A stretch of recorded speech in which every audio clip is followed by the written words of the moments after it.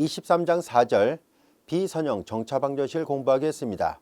우리는 앞에서 상수계수와 상수항을 갖는 1개 및 2개 선형 정차방정식의 해를 구하는 방법을 살펴봤었고, 그리고 위상도를 이용해서 우리가 균형점이 수렴하는지 발산하는지 등등을 알아볼 수 있었습니다. 이제 이 절에서는 비선형 정차방정식이 주어졌을 때 해를 구하는 데 초점을 맞추려는 것이 아니라 위상평면상에 위상곡선을 그려서 우리가 그 균형점에 수렴하는지 아니면 발산한지 이와 같은 것을 알아보려고 합니다. 비선형 정차방정식의 일반형의 모양은 다음 같은 형태로 되어 있습니다.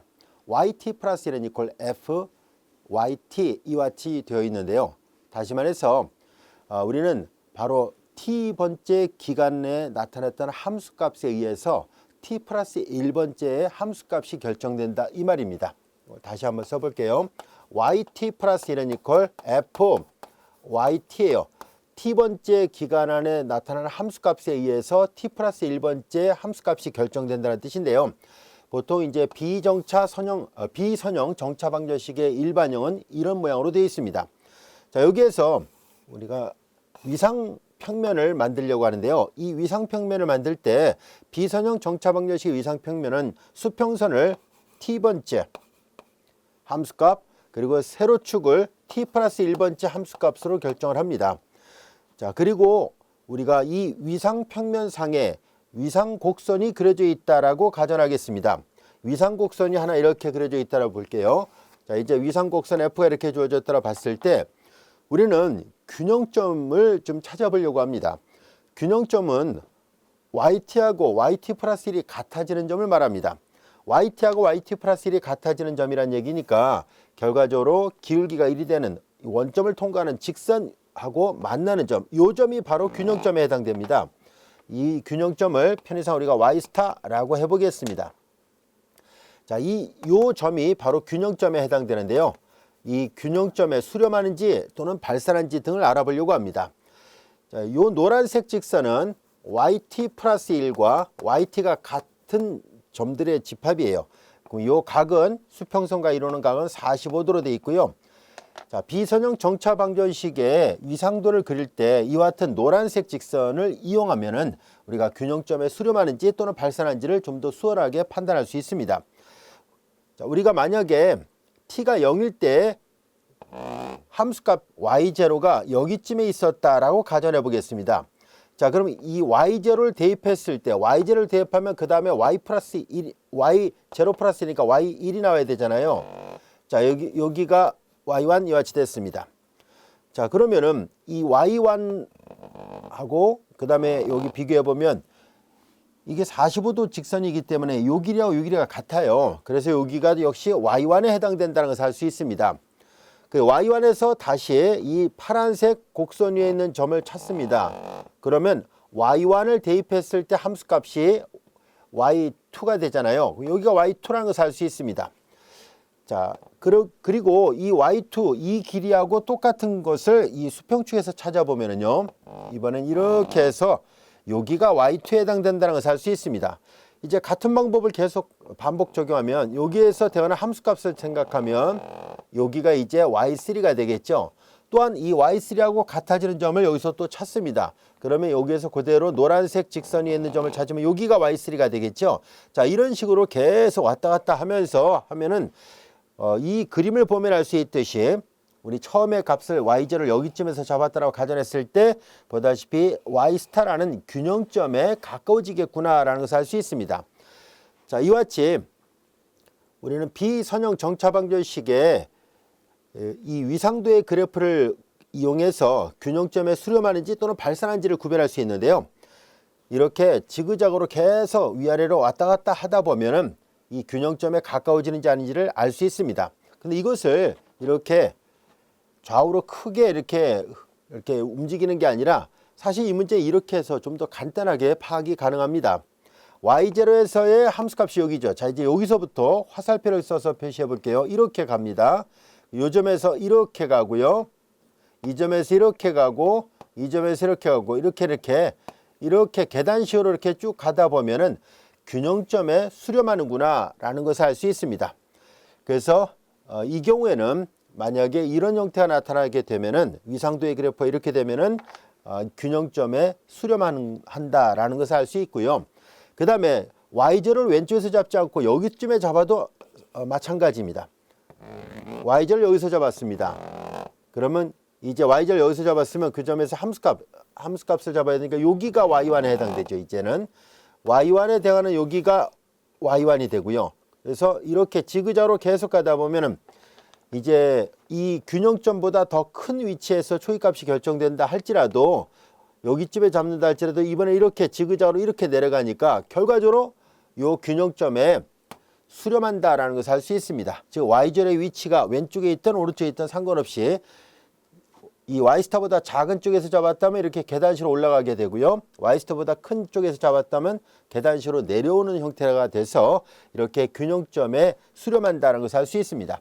자, 이번에는 또 다른 형태의 위상도를 하나 만들어 보겠습니다. 여기가 YT 플러스 1이고요.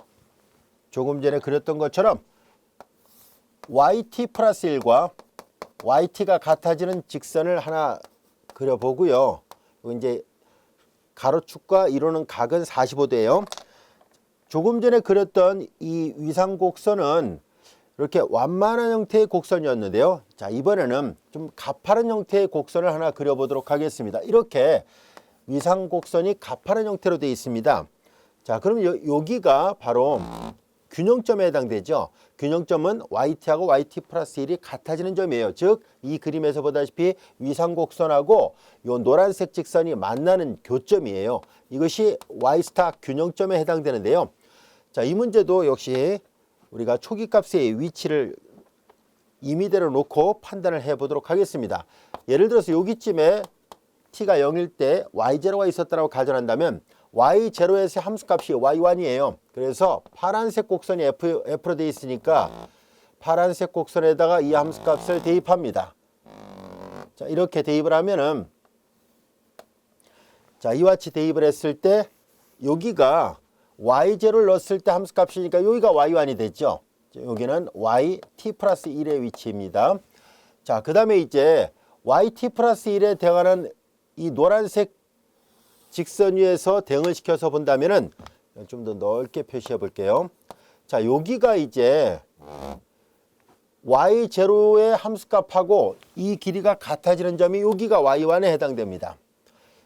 자, 그리고 마찬가지로 이번에는 y1에서 함수값을 계산하죠. y1에서 함수값을 계산하면 이렇게 올라가네요. 여기가 y2가 됩니다. 여기가 y2가 되고 그럼 y2에 대응하는 함수값을 다시 똑같은 이 길이하고 똑같은 것을 노란색 직선과 만나는 점을 이용해서 표시하면 여기가 y2가 되죠. 근데 균형점은 이쪽에 있는데 이 그림을 보면 y0, y1, y2 오른쪽으로 가고 있다는 것을 알 수 있습니다. 다시 말해서 이 그림은 균형점에 가까워지니까 균형점에 수렴하고 있는데 그에 반해서 얘는 균형점으로부터 멀어지고 있다는 것을 알 수 있습니다. 자, 조금 전에 계단 형태로 표현했던 것처럼 여기서도 그와 같이 표시한다면 자, 균형점은 여기 있었는데요. 여기서부터 출발해서 지그자그로 계단 모양으로 자꾸 발산을 하고 있다는 것을 알 수 있습니다.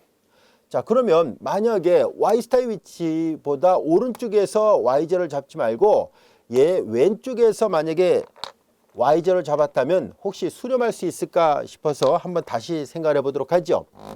자, 그렇지 않다는 얘기를 하려고 합니다. 자, 결과적으로 이렇게 균형점에 가까워지는, 즉 균형점으로 수렴하는 경우와 균형점으로부터 멀어지는 경우는 특징이 있습니다. 바로 요 함수 f의 기울기가 결정을 합니다. 이 노란색 직선의 기울기는 1이고요. 그리고 얘는 각각의 점에서 이 함수가 미분 가능하다고 보겠습니다. 각각의 점에서의 접선의 기울기가 노란색 1보다 작은 형태로 되어 있어요. 이 그래프의 특징은 F'이 1보다는 작은 형태입니다라는 얘기예요.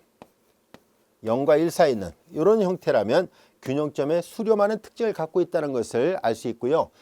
얘는 보다시피 F'이 1보다 큰 상태예요. 자, 이렇게 되면은 보다시피 균형점에 가까워지지 않고 이 초기값의 위치에 상관없이 발산한다는 것을 보이려고 합니다. 자, 실제로 마저 계산해 볼게요. 자, 요 점에서의 함수값 여기가 y1입니다. y1에 대한 여기가 y1이고 자, 이제 이 그래프를 이제 계속 그렸다고 가정한다면 이렇게 계속 보다시피 그래프가 여기서 보다시피 지그자그로 이렇게 이런 식으로 가요. 이런 식으로 갑니다. 그래프가 계속 그려졌다고 가정하면요. 결국은 이 균형점보다 큰 위치에서 초기값이 결정이 되어 있던 균형점보다 작은 위치에서 초기값이 결정되어 있던 간에 상관없이 F'이 1보다 큰 상태로 이렇게 가파르게 그려져 있는 위상 곡선이 나타나게 되면은 자연스럽게 T가 계속 증가할 때마다 이렇게 균형점으로부터 가까워지지 않고 멀어지고 있습니다. 그래서 발산하는 특징을 가지고 있다는 것을 알 수 있어요. 자, 이번에는 또 다른 형태의 위상도를 그려보도록 하겠습니다. 자, 여기가 YT가 되고 여기는 YT 플러스 1이고요. 자, 노란색 직선 역시 YT 플러스 1과 YT가 같아지는 직선인데요. 자, 이번엔 뭐를 할 생각이냐면은 이 F'의 그래프를 이제 이런 식으로 그려보도록 하겠습니다. F'의 그래프를 그냥 이런 식으로 그려보도록 할게요. 자, 이제 F'이 이번에는 F'의 기울기가 음수예요. 자, 이렇게 음수로 되어 있고요. 자, 이제 이런 경우를 한번 판단을 해보도록 하죠. 여기서도 균형점은 여기에 있습니다. Y 스타 여기가 균형점이에요. 자, 이제 얘보다 작은 위치에서 초기값이 결정되어 있다고 가정한다면 이 점에서 함수값이 Y1이죠. 그리고 Y1에 대항하는 이쪽이 여기가 Y1이 되고요. Y1에 대항하는 여기가 Y2가 되고요. Y2에 대항하는 여기가 Y2가 됩니다. 그리고 Y2에 대항하는 여기가 Y3가 되고 Y3에 대항하는 여기가 Y3예요. 잘 볼까요? 어떤 변화가 있는지 한번 볼까요? 자, 여기가 균형점인데 처음에 초기값을 여기다 잡았는데 Y0, Y1, Y2, Y3, Y4, Y5 이렇게 지그저그로 왔다 갔다 하면서 이 Y스타에 가까워지고 있다는 것을 알 수 있습니다. 자, 이렇게 좌우를 계속 이렇게 진동하면서 좌우로 진동하면서 수렴하고 있습니다. 그래서 F'이 0보다 작고 좀 더 엄밀하게 말하면 기울기가 마이너스 1보다 큰 요 범위 안에 있어야 돼요. 마이너스 1과 0 사이에 있을 때는 이런 형태로 그래프가 계속 지그자그로 해서 가까워지고 있습니다는 얘기예요. 자, 이것도 역시 마찬가지로 여기서 화살표를 이용해서 표시하면 Y자로 여기 있잖아요. 자, 여기서부터 화살표 표시하면 이렇게 가요. 이렇게 가고 이렇게 그림이 이런 식으로 가요. 이 그림은 화살표 그림을 잘 따라가 보면은 결국은 한 점에 가까워지네 라는 것을 알 수 있습니다. 그래서 진동하면서 수렴하는 특징을 갖고 있다는 것을 알 수 있습니다. 자, 이번에는 여기가 YT가 되고요. 여기는 YT 플러스 1입니다. 그리고 역시 YT 플러스 1과 YT가 같아지는 점. 자, 조금 전에는 F'이 마이너스 1과 0 사이에 있었다면은 이번에는 얘처럼 아주 가파르게 그려보도록 하겠습니다. 아주 가파르게 이렇게 그렸다라고 가정하겠습니다. F'이 마이너스 1보다 훨씬 더 작은 상태로 그려졌다고 보고요. 자, 여기에서도 균형점은 여기 있습니다. 여기가 Y 스타 균형점인데요. 자, 만약에 왼쪽에서 여기도 처음에 왼쪽에서 잡았는데요. 오른쪽에서부터 잡아서 계산해도 마찬가지예요.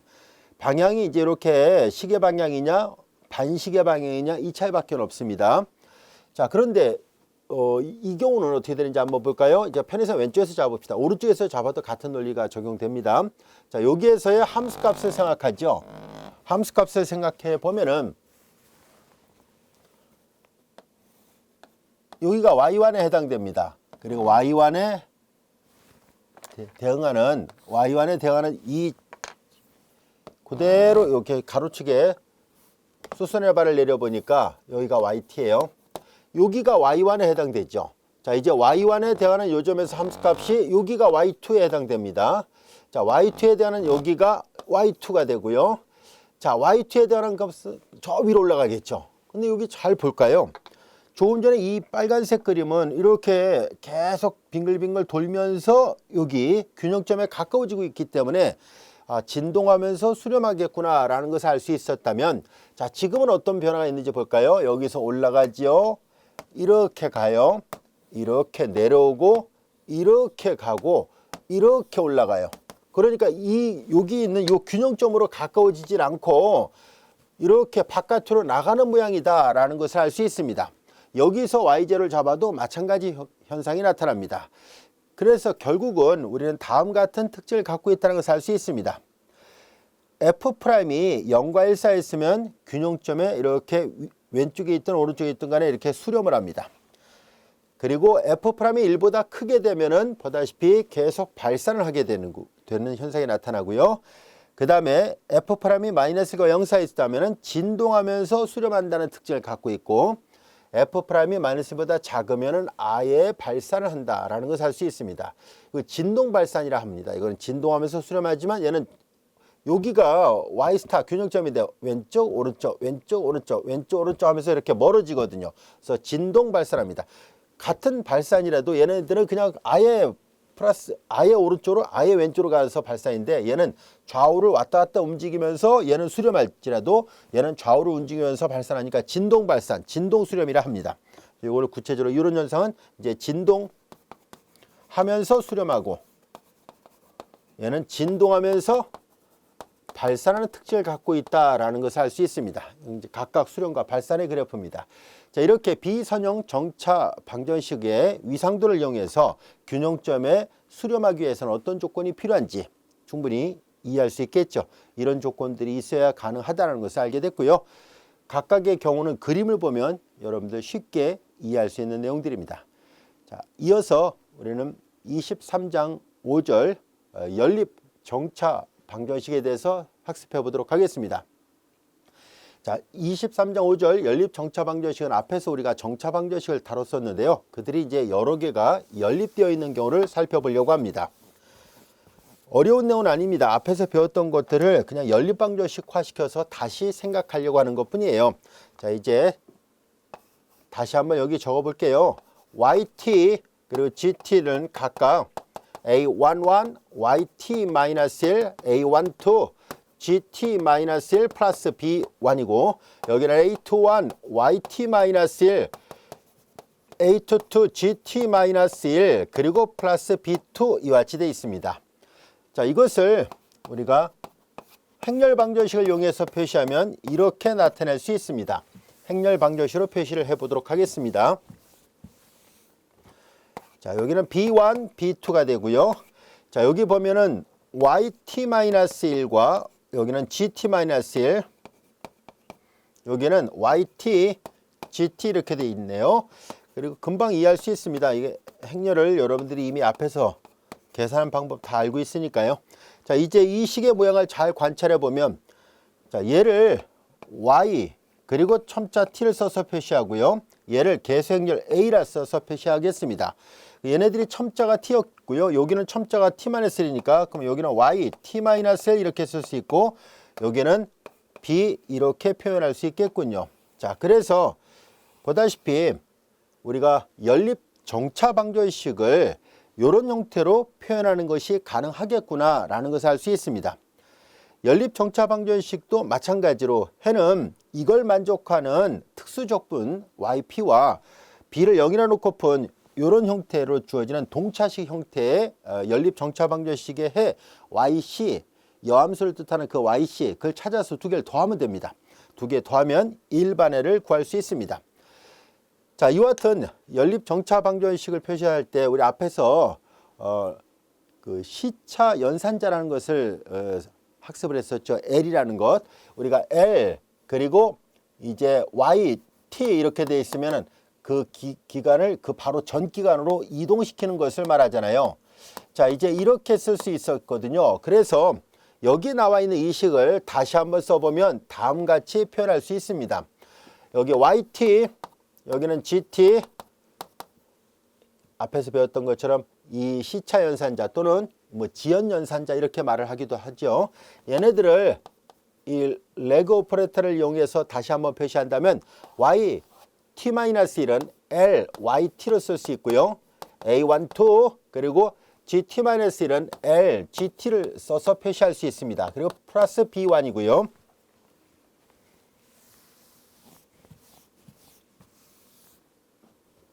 자, 밑에 있는 식도 마찬가지예요.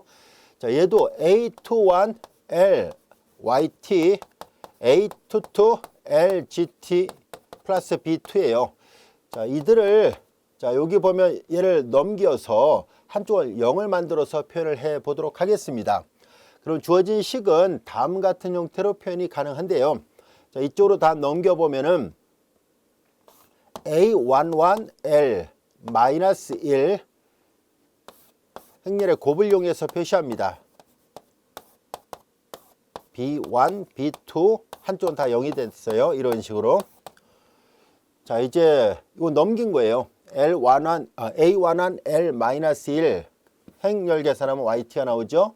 그 다음에 요거는 그대로 쓰면 A12 L 이렇게 되고, 얘도 넘어가면 여기 A21 L, 여기는 A22 L 마이너스 1 이렇게 쓸 수 있습니다.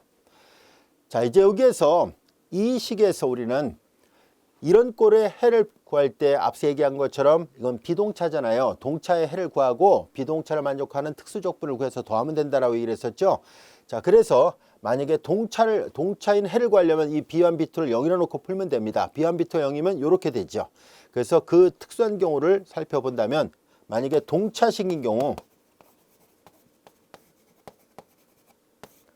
이렇게 시차 연산자를 이용해서 표시하면 이런 모양이 됩니다. A21L, A22L-1 그리고 여기는 YT, GT. 자, 이제 equal 0, 0. 자, 동차인 경우를 먼저 좀 해결을 하려고 하는데요. 자, 여기에서 이 YT, GT가 자명하지 않은 해를 갖게 되려면은 당연히 이 계수행렬의 행렬식은 0이 나와야 돼요. 이 계수행렬의 행렬식이 0이 나와야 됩니다. 자, 그래서 DL이라 쓸게요. 편의상. 자, 이제 이것은 행렬식 A11L-1, A12L 이 자명하지 않은 해를 가지려면은, 만약에 얘가 행렬식이 0이 아니면 역행렬이 존재해요. 그러면 이거의 역행렬을 왼쪽에다 곱하면은 영행렬에다 어떤 걸 곱해도 영행렬이니까 YT도 0, GT도 0이 나와요. 근데 자명하지 않은 해를 원한다라고 얘기를 했었으니까 계수행렬 행렬식은 0이 될 수밖에 없어요.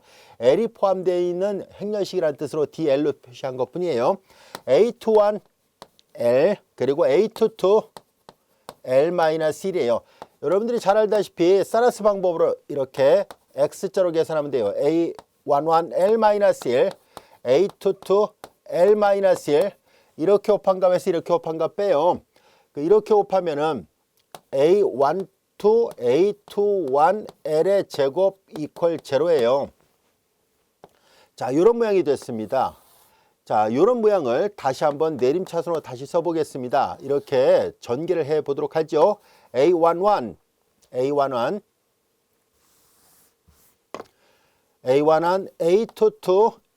L의 제곱, 여기 마이너스 A12 A21 L의 제곱이 있습니다. 그래서 이렇게 전개하고 이렇게 전개한 것은 마이너스 묶어내면 A11 플러스 A22 L 플러스 1 이퀄 0예요. 자, 이런 모양이다 라는 것을 알게 됐습니다. 자, 이제 요거 모양을 잘 보면은 이거 오름차순으로 써볼까요? 1 마이너스 A11 플러스 A22 L 플러스 A11 A22 A11 A22 마이너스 A12 A21의 제곱 그 다음에 L 이퀄 0 이렇게 된 거예요. 자, 이제 요 방정식 충분히 이해할 수 있겠죠. 이것은 요 앞에 계수행렬에 대한 행렬식의 값이 0이다 라고 놓고 풀면 구할 수 있다는 것을 알 수 있습니다. 근데 이것은 이 식을 풀 때요. 자, 예를 들어서 여기 이퀄 이제 보다시피 동차식인 경우를 놓고 풀려고 할 때 여기서 이퀄 0, 0라 놓고 행렬 풀어보면은 첫 번째 동차식과 두 번째 동차식이 나오죠. 이제 이거 가감법, 뭐 대입법, 등치법 등을 이용해서 막 정돈해서 계산하게 되면은 이 관계식이 나오게 됩니다. 이렇게 해서 그 각각 계산한 거나 이렇게 이 시차 연산자에 대한 행렬식이 0이라 놓고 푼 거랑 결과가 똑같다는 것을 여러분들이 교재를 보면서 비교해 보면 알 수 있을 겁니다. 자, 이렇게 해서 우리가 이 식을 해결할 수 있을 텐데요. 자, 우리는 이 식하고 매우 닮아 있는 형태로 우리가 이 방정식을 이제 이 레그 오퍼레이터를 이용해서 표현하지 않고 앞에서 배웠던 대로 고유값 고유 벡터를 이용해서 한번 표현을 해 보려고 합니다. 자, 고유값 고유 벡터를 이용해서 표현하면은 기호 표기만 약간 달라져 있을 뿐이지 이 레그 오퍼레이터로 표시가 됐던 이 식하고 관련이 있다는 것을 보이려고 합니다. 자, 어떤 관련이 나오는지 한번 보겠습니다. 우리는 이와 같은 비동차 연립 정차 방정식의 해를 구하기 위해서는 먼저 b가 0인 경우의 해를 먼저 구해야 되잖아요. 그래서 요거의 해를 먼저 구하도록 하겠습니다. 자, 동차식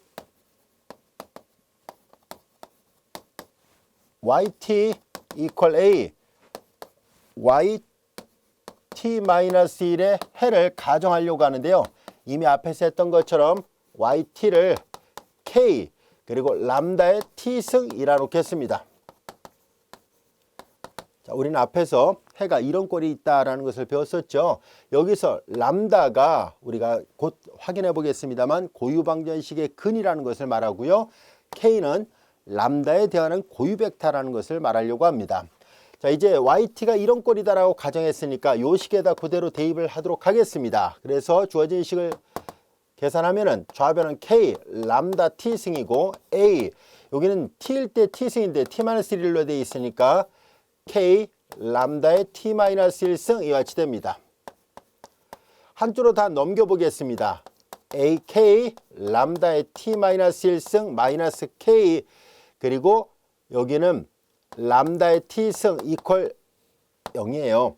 자, 여기에서 우리는 람다의 t-1승이 공통하니까 묶어내겠습니다. 람다의 t-1승 묶어내면은 여기는 ak가 있고 마이너스 여기는 이제 i는 단역열을 뜻하는 기호예요. 그래서 a, k 마이너스 ik 람다 1승이 하나 남아있죠. 그래서 마이너스 람다 i 이렇게 쓰겠습니다. 그리고 k 이퀄 제로예요.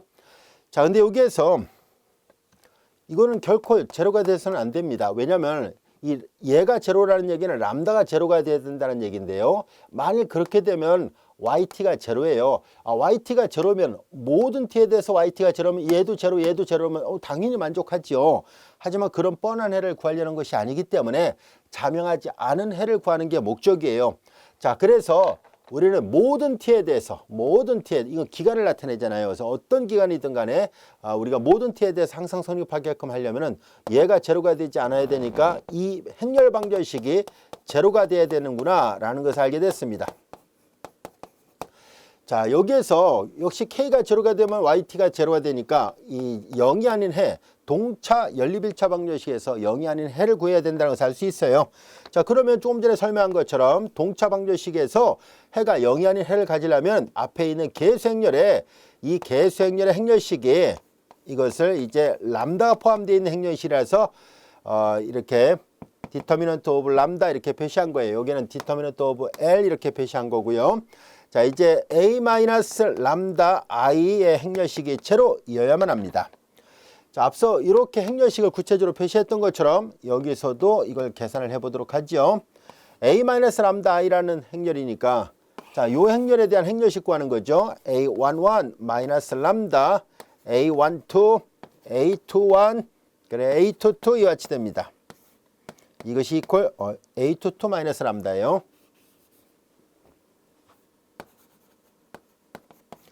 이퀄 제로이어야만 합니다. 자, 이제 얘네들을 직접 X자 모양으로 계산을 해서 다시 한번 정리를 해 보도록 하겠습니다. 주어진 식을 정돈을 해보니까 A11 마이너스 람다 그리고 A22 마이너스 람다 그리고 마이너스 A12 A21 이퀄 제로이어야만 합니다. 람다에 관해서 내림차순을 써서 표시해 볼게요. 람다의 제곱 그리고 마이너스 A11 플러스 A22 그리고 A11 A22 마이너스 A12 A21 이퀄 제로가 돼야 되는구나 라는 것을 알 수 있습니다. 이것을 우리가 보조방정식이라고 얘기를 하죠. 앞에서 우리가 배웠던 것처럼 보조방정식 또는 고유가 람다를 포함하고 있다 해서 고유방정식이라고도 얘기를 합니다. 자, 이와 같은 보조방정식은 람다에 관한 2차 방정식이니까 우리는 앞에서 배웠던 것처럼 서로 다른 두 실근을 가질 때, 중근을 가질 때, 그리고 허근을 가질 때 각각의 해를 표현하는 방법을 이용해서 해를 표현하면 됩니다. 자, 여기에서 우리가 관심 있게 살펴보려고 하는 것은 뭐냐면은 우리는 요 식을 잘 관찰을 해 보도록 하겠습니다. 뭐랑 관련이 있냐면은 여기 나와 있는 이 식들의 여기 이 L이라는 것은 앞서 얘기했던 것처럼 시차 연산자인데요. 우리는 이 보조방정식의 요 람다 제곱 앞에 개수 1과 자 여기는 람다가 빠졌군요. 여기 람다가 빠졌어요. 자 이제 여기 보다시피 이 람다 앞에 개수 이 개수하고 상수항의 개수가 조금 전에 했던 거와 마찬가지로 관련이 있었다라는 것을 알게 됐습니다. 그래서 우리는 앞에서처럼 풀어도 되고요. 그러나 우리가 이제 이와 같은 고유과 고유벡터를 이용해서 우리 앞절에서도 해를 구하는 방법을 연습을 했었으니까 이 방법이 아마 더 쉽고 또 이해하기도 쉽고 또 쉽게 적용할 수 있지 않을까 싶습니다. 그래서 앞으로도 계속 이 방법대로 설명을 하도록 하겠습니다. 자, 우리는 서로 관련은 있었구나. 개수가 관련이 있다는 것을 알게 됐어요. 자, 이제 우리는 이와 같이 해서 보조방정식 그리고 고유방정식을 찾아서 우리가 만약에 서로 다른 두 실근을 가질 때 서로 다른 두 실근 하나가 람다1, 람다2를 가질 때 갖는 경우도 있겠고요. 또는 중근을 갖는 경우도 있겠죠. 그리고 허근을 갖는 경우도 있습니다. 람다가 알파 플러스 마이너스 I 베타를 갖는 경우 자 이들 모두에 대해서 해를 표현한 방법은 이미 앞에서 다 설명했었으니까 이와 같은 연립정차 방정식에 대해서도 동일하게 사용할 수 있습니다. 그리고 이제 이 비동차를 풀려고 할 때 요 B가 있을 때는요 요 모양을 보고서 우리가 Y는 이퀄 U 이런 식으로 놓는다든가 이때 이제 매트릭스가 되니까 Y는 이퀄 이런 꼴이에요. Y는 이퀄 이제 U 이렇게 썼습니다만 여기가 U1, U2 요 얘네들은 상수를 뜻합니다. 그렇게 놓고 나서 주어진 식에다 대입해서 좌우를 만족하는 U1, U2를 찾으면 됩니다. 그렇게 하면 이와 같은 연립 정차 방정식의 해도 쉽게 구할 수 있다는 것을 알 수 있습니다. 그리고 이제 우리는 이 정차 방정식을 다룰 때 t를 무한대로 보낼 때 어떤 특징이 있는가 이런 것도 관찰하려고 하잖아요. 이제 서로 다른 두 실근을 가질 때 이 람다1과 람다2가 음수가 되면 수렴한다는 것을 알 수 있고요. 둘 중에 하나라도 양수가 되면 발산을 한다는 것 이와 같은 내용 그리고 중근을 가졌을 때 역시 람다1, 람다2가 다 같이 똑같은 값이잖아요. 중근이니까 그 값이 음수가 되면 역시 수렴합니다. 그리고 허근을 가질 때 여기 실수부를 뜻하는 이 알파 부분이 있죠. 이 알파가 음수가 되면은 수렴한다는 것을 알 수 있고요. 자, 이런 내용들은 이미 앞에서 배웠던 내용인데요. 이 연립정차 방정식에서도 동일하게 적용된다는 것을 알 수 있을 겁니다. 자, 우리 지금까지 설명했던 내용들 이렇게 해서 우리가 보조방정식, 고유방정식을 찾아서 계산할 수 있었습니다. 자, 그리고 이제 우리는 여기 보다시피 이런 꼴의 해를 구하는 것은 동차방정식의 보조방정식을 이용해서 이 람다를 먼저 구한 다음에 그래서 다시 대입함으로 해서 K를 또 찾아야 돼요. 여기 K를 찾아야 돼요. 그러면 이 해를 찾을 수 있습니다. 자, 그리고 만약에 정상적인 형태가 아니란 얘기는 뭐냐면 이런 꼴로 보통 되어 있습니다. 연립정차방정식은 yt equal a, yt-1 플러스 b 이런 꼴로 되어 있는데 만약에 정상적인 형태가 아닌 연립정차방정식이라면 앞에서도 이와 같은 것을 한 적이 있어요. yt 앞에 b, 그리고 yt-1 앞에 a 플러스 equal b 이렇게 되어 있다면 만일 yt 앞에 요 계수 행렬 b가 역행렬이 존재하는 행렬이라면 양쪽에 다 왼쪽에다가 b 인버스를 곱해봐서 yt 앞에 계수가 1이 되도록 만들어 보세요라는 얘기예요. yt 앞에 계수가 1이 되도록. 그리고 나머지 다 넘긴 거예요. 이렇게 왼쪽에다 b의 역행렬을 곱해서 우변을 이항을 하면 이렇게 되고요. 그 다음에 여기에서 이 부분 전체를 a 스타로 이 부분 전체를 b 스타로 놓으면 앞에서 했던 것처럼 정상적인 형태로 모양을 결국은 바꿀 수 있어요 라는 얘기예요. 그래서 어떤 형태로든 간에 연립정차방정식은 조금 전에 설명했던 것처럼 동차식을 해를 먼저 구하고 이렇게 가정해서 동차식의 해를 구한 다음에 비동차를 만족하는 특수적분을 구해서 두 개 더하면 일반해를 구하는 게 가능합니다. 자, 우리는 지금 설명할 때 이렇게 계수행렬이 2x2 매트릭스로 설명을 했습니다만 이 이론을 n차 정사각 행렬인 경우로도 확대할 수 있습니다. 즉 미지수가 n개로 되어 있고 방정식 개수도 n개로 되어 있는 더 일반화된 형태로도 동일한 방법으로 적용이 가능합니다. 자, 그래서 이런 아이디어를 이렇게 2x2, a가 2x2로 되어 있는 게 아니라 이제 이 아이디어를 좀 지워볼게요. 그 똑같은 논리가 반복되니까 굳이 판서를 다 하진 않겠습니다만 yt equal a yt-1 플러스 b 이렇게 되는 행렬에서 자, 조금 전에 이 행렬이 2x2였다면 이것을 일반화시켜서 n×n 매트릭스인 경우로도 확대할 수 있다는 얘기고요. 그럼 여기는 2×1 매트릭스였던 것을 n×1 매트릭스, 여기도 2×1 매트릭스였던 것을 n×1, 여기도 2×1이었던 것을 n×1으로 이렇게 업그레이드 하는 것이 가능하다는 사실이고요. 이런 꼴도 마찬가지로 동차식의 해, 이 동차식의 해를 여전히 이렇게 놓고 계산하면 됩니다. 이때는 그러면 K는 n×1 매트릭스가 됩니다. 자, 이제 조금 전에는 이제 K가 두 개밖에 없었던 K1, K2였다면 지금은 K1부터 Kn까지 이런 꼴로 더 일반화되는 거예요. K1, K2, Kn. 그래서 n×1 매트릭스가 됩니다. 자, 이렇게 해서 똑같은 방법으로 계산하다 보면 역시 보조방정식이 나오는데요. 이 보조방정식은 이제 n차 정사각행렬의 행렬식이 되죠. 주 대각선 성분에서 전부 다 람다를 빼는 모양으로 나옵니다. 그래서 n차 행렬식을 계산을 해야 돼요. 이론이 그렇다는 얘기를 하려고 하는 것뿐이에요. 그렇게 해서 그 다음에 이 비동차인 경우는 역시 특수적분 또는 특수해라 불려지는 yp를 찾아서 yc 더하기 yp를 하면 일반해를 구하는 게 가능하다라는 얘기입니다. 충분히 여러분들이 의미를 이해하고 또 적용할 수 있을 겁니다. 근데 이건 이론이 그렇고요. 왜냐하면 n차 행렬식을 계산하기가 결코 간단치 않기 때문에 학교 시험에서 주로 이제 이렇게 조금 전에 다뤘던 것처럼 요 계수 행렬이 기껏해야 2×2 그 정도 위주로 많이 다루게 됩니다. 그래서 이론적으로 확장이 가능하구나라는 정도만 알고 있으면 충분하리라 생각합니다. 자, 이제 우리는 고개 정차 방정식의 문제를 우리가 연립 정차 방정식으로 바꾸는 방법을 살펴보도록 하겠습니다. 우리가 이와 같이 연립 방정식으로 바꿔서 푸는 원리는 사실은 고개 방정식을 쉽게 풀 수가 없었으니까 이렇게 바꿔서 풀려고 했었는데요. 우리 앞에서 미분 방정식에서도 이와 같은 아이디어를 이용했었습니다. 우리가 n개 선형 미분 방정식이 있다라고 가정해 볼까요? 이 n개 선형 미분 방정식의 보조 방정식은 당연히 람다에 관한 n차 방정식이 나옵니다. 여기는 2차 정사각행렬에 대해서 보조 방정식이 2차 방정식이었다면은 만약에 n개 선형 미분 방정식이 있어요. 그러면 그 n개 선형 미분 방정식의 보조 방정식, 즉 고유 방정식은 람다에 관한 n차 방정식인데요. 앞서도 얘기했던 것처럼 보통 우리가 2차 방정식 정도까지는 쉽게 계산을 하더라도 이 고차 방정식이 항상 쉽게 해가 구해진다는 보장은 없습니다.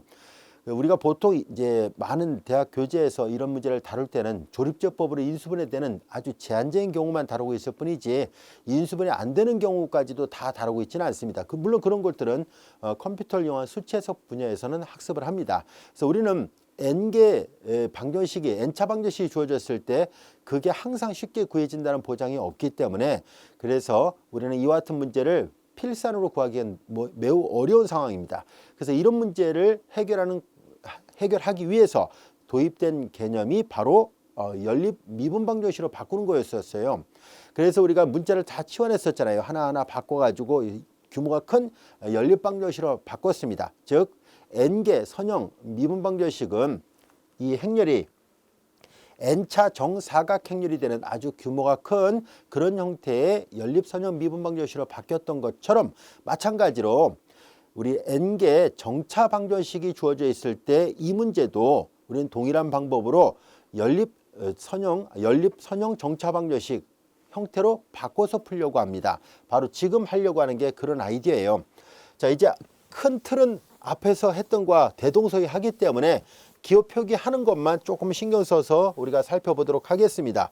우리가 연립 미분 방정식을 만드는 과정하고 정말 닮아 있기 때문에 연립 정차 방정식을 만드는 과정 어떤 것인지 한번 보겠습니다. 자, 이제 우리는 여기 나와 있는 걸 다시 한번 써볼게요. A0 YT A1 YT-1 AN-1 YT-N 플러스 1 AN의 YT-N이 같이 되어 있습니다.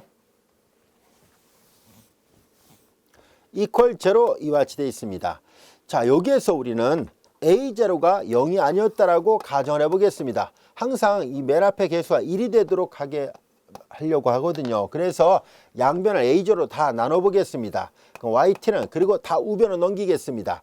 마이너스 a0분의 a1 yt 마이너스 1 마이너스 a0분의 a2 y 그리고 여기는 a0 yt a1 yt 마이너스 1 그럼 a2 yt 마이너스 2예요. 그래서 yt 마이너스 2 같이 되고 다 넘어갔으니까 마이너스 a0분의 an 마이너스 1 그리고 yt 마이너스 n 플러스 1 마이너스 넘어갔습니다. a0 나눴어요. a0분의 an 그리고 yt 마이너스 n 이런 꼴로 다시 표현한 것 뿐입니다.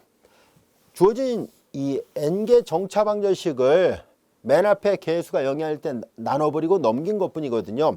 우리는 이 식에서 이제 연립방정식을 만들기 위해서 우리는 다음같이 문자를 하나하나 바꿔서 표현해 보도록 하겠습니다. 여기 첨자를 두 개를 쓰기 시작하기 때문에 약간 헷갈릴 수 있습니다. 자, 어떻게 치환하는지 한번 보겠습니다. 자, 우선 다음같이 바꿔놓으려고 하는데요. y1 그리고 첨자를 두 개 씁니다. 여기는 t-1이에요. 1, t-1. 자, 그러면 앞에 첨자는 하나를 줄이고 뒤에 첨자는 하나를 늘려서 이렇게 쓰려고 합니다. 그럼 마찬가지로 y2 t-1은 앞에 첨자는 하나 줄이고 뒤에 첨자 하나 늘리니까 1하고 t 이렇게 쓰고요. 한 번 더 써볼게요. 여기는 t-에 이렇게 첨자를 두 개 쓸 때 앞에 첨자는 2로 뒤에 첨자는 t로 이렇게 바꾼 거예요.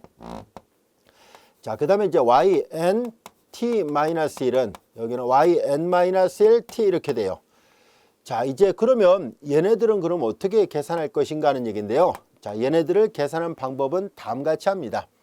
자, 이들 계산하는 규칙이 여기 설명해 놨습니다. 자, 어떻게 할 것이냐면 얘부터 먼저 할게요. 자, t-n 플러스 1이에요. y t 마이너스 n 그리고 플러스 1입니다. 그러면 얘도 마찬가지로 yt 마이너스 n 그리고 t 마이너스 n 그리고 t하고 요 2를 더한 거예요. t하고 요 2 플러스 2예요. 가운데 마이너스 n만 더 집어넣은 거예요. 여기도는 마찬가지로 yt 그리고 가운데 마이너스 n 그리고 이 앞에 걸 더하면 돼요. n-1 이거 다 계산하면 이거 지워져서 yt-1이 됩니다. 자, 위에 것도 마찬가지로 yt 그리고 마이너스 n 플러스 제로예요. 마이너스 n 그리고 플러스 제로 이렇게 하기로 약속을 합니다. 그럼 이건 보통 그냥 yt-n 이렇게 쓰면 되죠. 자, 이제 이런 모양이 됐습니다. 자, 이런 모양들을 잘 살펴보면 지금 우리가 만든 얘는 요걸 말하고 있어요. 그 다음에 yt-n은 얘를 말하는 거고요. 그리고 yt-n 플러스 1은 바로 앞에 있는 얘를 말하는 거예요. 자, 이제 그러면 요 yt-n은 여기 바로 위에 있겠죠. 자, 이제 이런 식입니다. 자, 그리고 여기에서 우리는 y 그리고 여기 보다시피 n 그 다음에 이제 요 하나를 더 만들려고 해요. 여기를 따 써야겠군요. ynt예요.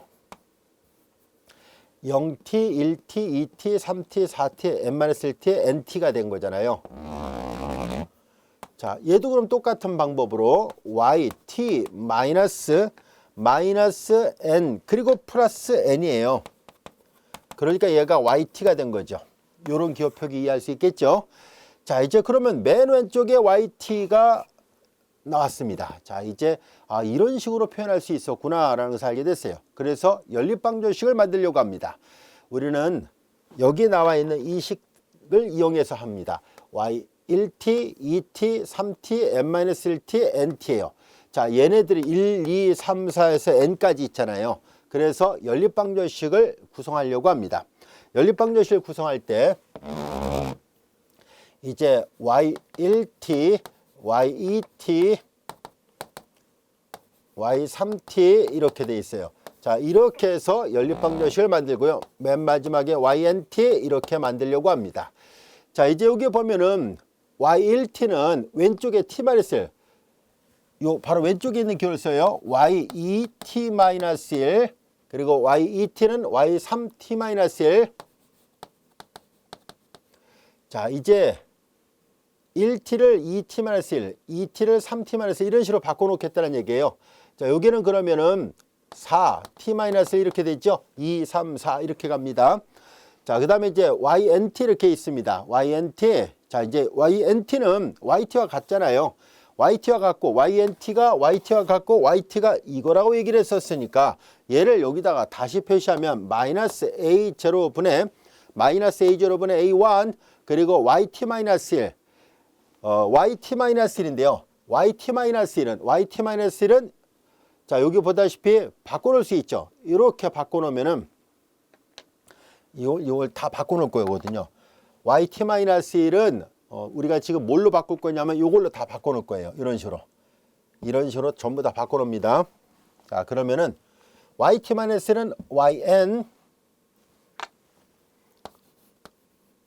yn t-1입니다. 자, 그리고 여기 마이너스 a0분의 a2 yt-2는 바로 위에 있는 식이잖아요. yt-2는 그 요 앞에는 yn-1 t-1 이렇게 되겠군요. 여기 보세요. n 1, 2, 3, 4 n 이렇게 돼 있어요. 그 바로 위에 있는 거는 그러면 yn-1 t-1로 바뀐 거고요. 그 다음에 마이너스 쭉 가서 이제 요거 계산해 볼게요. 자, 주어진 식은 t-n 플러스 1은 요거예요. 얘는 y2 t-1 이와 같이 됩니다. a0 an-1 그 다음에 y 얘가 얘랑 같고 y2 t-1이고요. 그 다음에 요거 계산합니다. yt-n은 맨 위에 있는 이거예요. 그래서 마이너스 a0 an 그리고 y1 그리고 t-1 이렇게 됐습니다. 자, 이제 여기에서 이제 책에는 얘부터 먼저 쓴 거예요. 이렇게 1, 2, 3, 4 이렇게 해서 n 이렇게 돼 있습니다. 자, 그들을 이제 행렬 형태로 바꿔서 표시해 보도록 하겠습니다. 매트릭스를 이용해서 바꿔서 표시해 본다면은 자, 이제 왼쪽은 이렇게 쓸 수 있어요. y 1t, 2t 이렇게 되고요. 그 다음에 이제 ynt 이렇게 쓰겠습니다. 자, 그리고 여기 행렬이 이렇게 있고요. 그 다음에 이제 이쪽은 자, 이제 1t, 2t, 3t에서 nt고요. 여기는 1t-1, 2t-1 쭉 가서 nt-1이니까 여기는 y1t-1, y2t-1 이렇게 쓸 수 있어요. 그리고 여기는 yn-t-1 이해할 수 있겠죠? 어렵지 않습니다. 규칙을 그대로 잘 비교해 보면 어렵지 않게 이해할 수 있습니다.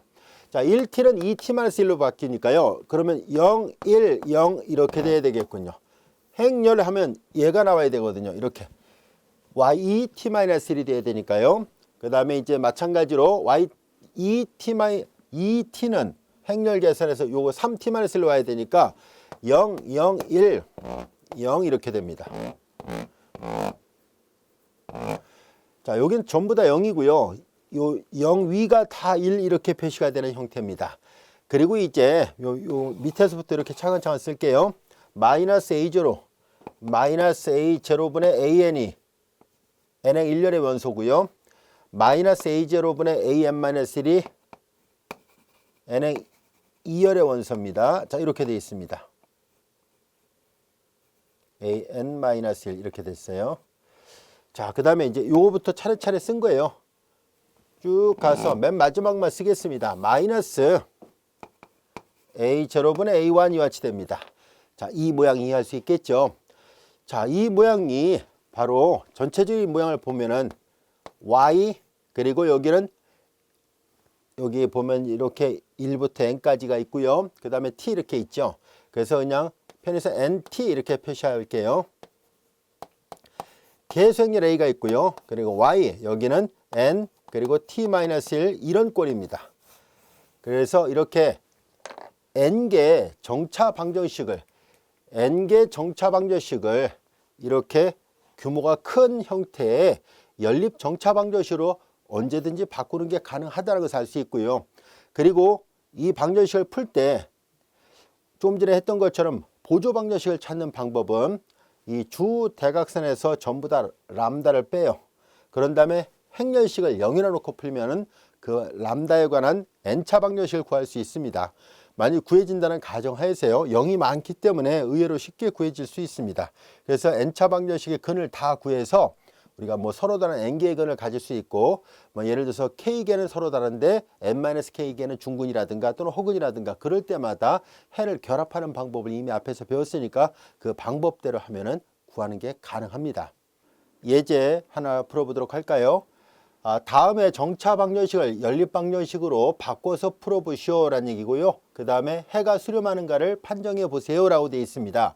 자, 어떤 문제인지 한번 살펴보도록 할게요. yt-3, yt-1 플러스 2, yt-2예요. 자, 이와 같이 이게 정차 방정식이 주어져 있을 때 우리가 조금 전에 학습했던 것처럼 이것을 연립 정차 방정식으로 바꿔서 풀려고 합니다. 자, 그런데 여기 앞에서 우리가 이론을 전개할 때는 맨 앞에 개수가 1이 되도록 하기 위해서 나눴었잖아요. 그런데 이거는 바로 앞에 개수가 1이니까 바로 계산하면 yt는 넘기면 마이너스 2, yt 마이너스 2 넘어왔으니까 플러스 3, yt 마이너스 1 이와 같이 됩니다. 자, 그러면 우리가 문자를 적당하게 바꿔서 계산을 해보려고 하는데요. 자, 이때 y1t를 바꾸는 거 앞에서 설명한 것처럼 y1t는 y2t-1 앞에 첨자는 하나 줄이고 뒤에 첨자는 하나 올려서 계산하잖아요. 자, 이제 이렇게 표현을 하고 그 다음에 y2t를 만들어 보려고 합니다. y2t인데요. 자, 여기서 잘 보면은 지금 이거는 2개 정차 방정식이잖아요. 그러면 우리 앞에서 약속했던 것처럼 지금 이게 정차니까 y 여기 보세요. n이 2일 때 yt-2는 곧 좌변 y1t-1로 바꿀 수 있고요. n 대신에 2를 대입하니까 yt-1이 되는군요. yt-1은 여기 y 그리고 여기 2t-1 이렇게 바꿀 수 있습니다. 자, 이제 여기 보면은 yt-1이 여기 있고요. yt-1는 여기 있어요. 그래서 얘네들을 1t-1과 2t-1로 바꿀 수 있다는 것을 알 수 있습니다. 자, 그리고 여기는 y2t로 돼 있죠. 자, 2t는 여기 2t 여기다 대입을 해보세요. 2t는 n이 2가 됐으니까 yt와 같아요. 그래서 이 yt가 y2t와 같다라는 것을 알게 됐습니다. 자, 그러면 요 식에다 그대로 대입을 하죠. 마이너스 2에 yt-1은 1, t-1과 같고요. 그 다음에 플러스 3, 여기 플러스 3, yt-1은 2, y2 그리고 t-1과 같다는 것을 알 수 있습니다. 자, 이제 이와 같이 주어진 이 식을 이렇게 문자를 이런 식으로 바꿔놓고 나서 생각해 보니까 이와 같은 연립방정식 모양이 됐습니다. 자, 실제로 연립방정식이 맞다는 것을 보이기 위해서 행렬 형태로 다시 바꿔서 표현을 해보도록 하겠습니다. 좌변은 1t, 2t로 되어 있습니다. y1t, 여기는 y2t 이렇게 되어 있고요. 그 다음에 이제 우변은 1t-1과 2t-1 이렇게 되어 있습니다. y1t-1과 y2t-1 이렇게 되어 있는데요. 자, 첫 번째 행에서 y2t-1만 있으니까 행렬 계산하면 0, 1이 돼야 되고요. 여기는 마이너스 2배, 3배니까 마이너스 2배, 3배 이런 꼴로 되어 있어야 된다라는 것을 알 수 있어요. 자, 그래서 전체적인 모양을 보면 y equal a, y 이런 꼴이잖아요. 그래서 우리는 이제 문제에서 요구했던 것처럼 연립 정차 방정식으로 바꿔서 풀어보라는 얘기는 이렇게 바꾸면 됩니다. 이 식을 이게 정차 방정식을 연립 방정식으로 바꾼 것은 이런 모양입니다. 여기까지 이해가 됐죠? 자, 그리고 이제 이 방정식의 해를 구해보세요라는 얘기인데요. 이 방정식의 해는 우리 앞에서 이게 정차 방정식의 해에서 고유 방정식을 구했었죠. 고유 방정식 또는 보조 방정식은 이 모양을 잘 보면 알 수 있듯이 람다의 제곱 마이너스 3람다 플러스 2 이퀄 0 이와 같이 되어 있었습니다. 자, 얘를 풀어보면 람다 마이너스 2와 람다 마이너스 1의 곱으로 인수분해 되고요. 따라서 람다가 2하고 1 서로 다른 두 개의 근이 있습니다. 따라서 한 해를 우리가 y1이라고 한다면은 y1은 자, 이제 여기 보면은 이제 우리가 해의 모양을 앞에서 했을 때 a 그리고 람다의 t승 이렇게 했었잖아요. 그래서 a 2의 t승 이렇게 놓겠습니다. 그리고 플러스 b 1의 람다 1이잖아요. 1의 t승. 근데 이거 사실 1의 제 아무리 몇 승 해봤자 자기 자신이니까 이렇게만 됩니다. 자, 이제 따로따로 써야 되는데 y1은 이거고요. 그 다음에 이제 y2는 이런 모양입니다. y2는 이제 b1의 t승 이렇게 되어 있습니다. 자, 이들의 결합으로 해를 표현할 수 있습니다. 여기 a, b 아직 결정이 안 됐으니까 그냥 일반에는 그냥 여기다 c1을 어차피 해봤자 이 a, b가 아직 결정 안 됐으니까 그냥 이렇게만 쓰면 충분하다는 것을 알 수 있습니다. 그래서 해 yt를 구하는 문제는 자, 이렇게 쓸 수 있습니다. 이 yt가 yt와 같은 해예요. 자, 이제 요 식에서 yt가 이런 모양으로 돼 있었으니까 문제에 보면은 이런 조건이 있었죠. t가 0일 때와 t가 1일 때에 대한 조건이 있었습니다. 자, 이제 그 조건을 여기다 다 대입을 하죠. t가 0일 때 2의 형성 1이에요. 그러니까 a 플러스 b 그 값이 0이라는 얘기고요. t가 1일 때, t가 1이면 2의 1승이죠. 2a 플러스 b 그 값이 문제에서 1로 주어졌습니다. 자, 이 두 개를 연립해서 풀어보면 밑에서 위에 걸 빼니까 b가 지워지죠. a가 1이군요. 따라서 a가 1이고 a가 1이니까 b가 마이너스 1입니다. 그래서 주어진 조건을 모두 만족하는 해를 여기다 대입해 보니까 yt의 모양은 a가 1이었어요. 그래서 2의 t승 그리고 마이너스 1 이렇게 되어 있습니다. 그리고 t가 무한 들어가면 이거 발산하겠군요. 자, 그리고 우리는 이 고유방정식을 이 식으로부터 바로 찾을 수 있었는데요. 사실은 요 계수행렬에 대해서도 고유방정식이 똑같이 나온다는 것을 보일 수 있습니다. 실제로 자, 이제 요거는 이제 주 대각선에서 람다를 빼요. 이퀄 제로 이 방정식을 풀어보겠습니다. 사라스 방법으로 계산하면 마이너스 람다, 3 마이너스 람다 이렇게 곱한 값에서 이렇게 곱한 값 빼니까 마이너스 플러스 이퀄 제로죠. 내림차순으로 정리하겠습니다. 람다의 제곱 마이너스 3람다 플러스 이퀄 제로. 즉 이걸 직접 풀어서 얻은 고유방정식 또는 보조방정식이나 얘를 이 모양을 보고 직접 이 보조방정식을 구한 거나 똑같다는 것을 알 수 있습니다. 그래서 어떻게 풀든 간에 결과는 동일하게 이와 같이 해서 이 정차방정식을 연립방정식으로 바꾸면 이 모양이고 직접 해를 구해보니까 이와 같이 됐습니다. 그리고 수렴하는가를 판정하시라는 얘기인데요. t가 무한 들어가면 2의 t승권이니까 발산한다라는 것을 알게 됐습니다. 여기까지 충분히 이해할 수 있겠죠. 자, 이제 우리 이어서 24장 경제학의 응용 단원을 공부하도록 하겠습니다.